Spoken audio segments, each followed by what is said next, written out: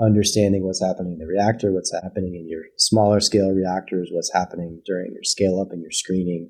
That's the data you probably really care about. Back to the environment. Hey, smart biotech scientists, welcome back. We are in the middle of a conversation with Tanner Nevill, who was one of the primary inventors and developers of the Beacon Optofluidic Platform. Basically, you can do cell line development in a very small volume in nanopens. So if you haven't listened to the first part of this episode, go back and listen to it. And today, in the second part of our conversation, we're going to look at how you can supercharge your cell line development workflow, no matter you're working in a smaller company or in a bigger. And we're also going to look at how the cell line development will change and impacted by more complex modalities and other cells. Are you juggling the complexities of CMC development while trying to enjoy the beauty of biotech? Have you ever wondered if there's a way to simplify bioprocessing? Welcome to the Smart Biotech Scientist podcast, where we're diving headfirst into the very challenges you face. We're breaking it down, demystifying the jargon, and giving you the keys to unlock your full potential.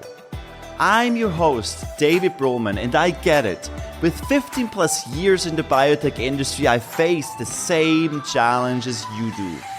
There's a way to simplify and streamline so you can remove complexity, you can skip trials and errors, deliver without delay your groundbreaking therapy to clinics at market, and still enjoy every single step. Do you want to learn how industry experts and I did it? Grab a cup of coffee and your favorite notebook and pen. Now is the time to take your bioprocessing game to the next level. Let's smarten up biotech. So you disrupted the cell line development space quite a lot already with your nanopens. It's quite a unique and very out-of-the-box way of doing cell line development. So before we move into a bit more the tactical advice and then more the practical how you could take your cell line development to the next level, let's look ahead a bit about what other trends are coming and where the industry is heading and what kind of disruption do you see coming in the space? I think the big and obvious one is the revolution of AI. I was recently thinking about this just in terms of kind of all of our applications from, again, kind of back to antibody discovery, antibody engineering, and cell line development. I sort of think we will be seeing more and more sort of in silico discovery and especially in silico engineering. And I think with that will come more quality attributes engineered in. And so what I think that may mean for cell line development is a need to kind of pull this functional testing earlier and perhaps focused more on throughput, being there may be a lot more things coming through that require materials for testing and qualification. Depends on where the testing is, but if it was up to me, I would utilize all that AI learning to engineer and create as many supposed valuable products. I would pull the cell line development process in, start with clones earlier, and pull that functional testing in and try and answer those questions faster. Because I think by doing that, you're going to increase your throughput to take in more and more.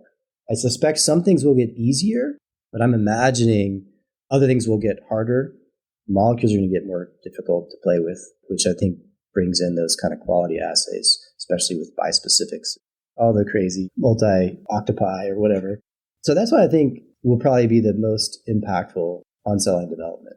I suppose changes in regulatory could have some impact, but I don't really know what that may look like. That, as we know, very slow to change. But when it changes, it changes. And to what extent do you think will AI enable to massively speed up this workflow and also to reduce the experiments or the number of clones you need to test? I kind of think that'll happen upstream and then we'll be kind of benefit from that. I do think something worth noting is, right, how and who will be winning here. I think we just need to have an appreciation for The winners will be the ones that have the most data, especially initially. So the big players will have a leg up, and I would say the small players should really be thinking hard about how they start collecting as much data as possible for the specific applications they want to improve upon. I think that's the unfortunate reality of AI is it's all about the data that goes in and the training that goes in. That's what dictates the quality out. Let's shift gear a bit and let's make this very practical and let's look at the nitty-gritty of cell line development. And some of you who are listening, you're saying, well, this is great technology, but I work in a smaller company, in a smaller biotech, and we lack the process development knowledge or sometimes the manufacturing. So Tanner, what would be some strategies anyone could apply, no matter what kind of company they're working in, to increase the throughput and reduce also the overall cell line development duration? One of the things that's always impressed me about this field is the attention to cost and value. I suspect it just has to do with it. Cell line development is kind of on the critical path to an IND or to, like, it's much closer than, say, discovery, where you really have no idea if you're trying to discover something new, like predicting timelines and when something come out. And so you hedge your bets and you do a bunch of stuff in parallel. But when it gets to this phase, like, you need to understand how much money every day costs and what it means to get a little bit more yield out. So that would be where I would start, is actually spend some time with some spreadsheets and some models. And if you can understand that really well, and I know the big players are really good at this. They are so data driven and they know exactly how much a day costs when it comes to, we're going from DNA to IND. They know how long that takes and how much every day costs. Small players and folks trying to get into this, I think, should understand that very well. And then when it comes time to making decisions about, should I do limiting dilution or should I buy a Beacon or buy some other technology, you'll be informed to make those decisions. Because sometimes what may seem really expensive is actually much cheaper in the long run. But again, it depends on a lot of things. It depends on how many molecules you're taking through. What scalability do you need to have? That's, I think, where I would go there. Kind of vague, but.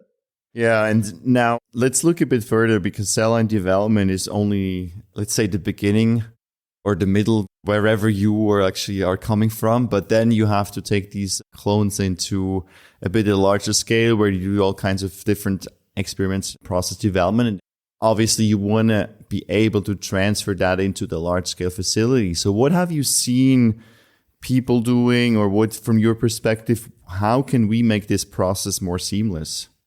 I will admit, I'm probably not the expert. My focus has really been on the kind of front end, right, of the screening. And then, so that scale-up process is not something I can speak too intelligently on. But I do think tech transfer is a very difficult thing and oftentimes underestimated. So I think it depends a lot. If it's a handoff of a process from one facility to the next, that's one thing. But, meaning, hey, we've developed this end-to-end process at this site and we just need to copy and paste it over here and they're going to do the same thing. That's one thing. But if you're actually sort of handing off from one group to a next, that's tricky. And that's something that's always, we've struggled with, I think, to some extent, as we try and understand how folks go. Again, back to the beginning, discovering an antibody all the way through getting material to create that treatment. There's a lot of handoffs from different groups, especially in big companies. And we can see a lot of stuff's lost. There's a lot of efficiencies to be gained. I think there's still a lot of room for significant innovation and disruption. Not only each of those individual areas, CLD, antibody engineering, antibody discovery, but actually in how those three things are strung together, especially when a big company has different works. Handoffs. Handoffs are things get lost. Yeah, absolutely. Tech transfer is complicated and there's a lot of interfaces and a lot of complexity to manage. So we talked about AI before. Are there any specific tools, AI tools, machine learning tools anyone could apply, let's say, to supercharge their cell line development process? Are there some simple tools you can think of? I'm not aware of any. Are you aware of any? Because I'd be interested as well. No, actually not. That's why I'm asking the question. I was wondering if there's anything like a quick win or something, or if it's just up to us to develop something or to rely on some more fancy technologies. Yeah, I mean, again, I think it depends on kind of the size of your org. If you're lucky and have a big org with a lot of the bioinformatics in place, again, those are the folks that are going to have a little bit of a leg up. Because in some ways, a tool only really be as valuable as the data you're building upon. And big companies recognize this, and so their assets are going to be their data. And so it'll be nice if we can start to see kind of like academic institutions starting to build these databases that can be shared. Like that's, I think, would hopefully be something that would benefit everyone. But in the short term, you're going to see the big companies with lots of data protecting their data. That's, again, the unfortunate reality. Yeah, and who says big data would also say, well, it's gaining knowledge. I think that's key, that you understand what you're doing and what's happening in your reactor or in your nanopen. I think that's what changes the game, right? Yep. And I think, yeah, to that point, understanding what's happening in the reactor, what's happening in your smaller scale reactors, what's happening during your scale up and your screening, that's the data you probably really care about. Back to the environment. It's all about making sure you're screening for the right things at the very beginning so you don't have to scale up everything and test everything, because that adds a lot of cost to the process. And how does this all change? Because now the industry is moving at a crazy speed with different modalities, much more complex molecules. We have the cultivated meats space. We have cell and gene therapy. You have seen all kinds of molecules. You're also in the discovery space. What changes, or is it pretty much the same workflow no matter what modality you have or whatever molecule or cell you're working with?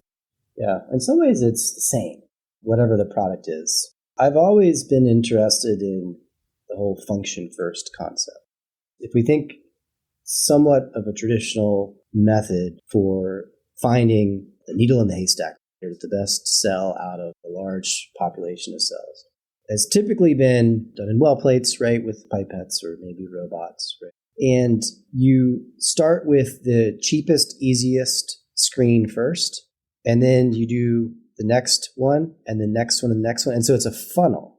And oftentimes the most valuable assay or test is also happens to be the most expensive, and you can't afford to do it on a stack of 10 96 well plates.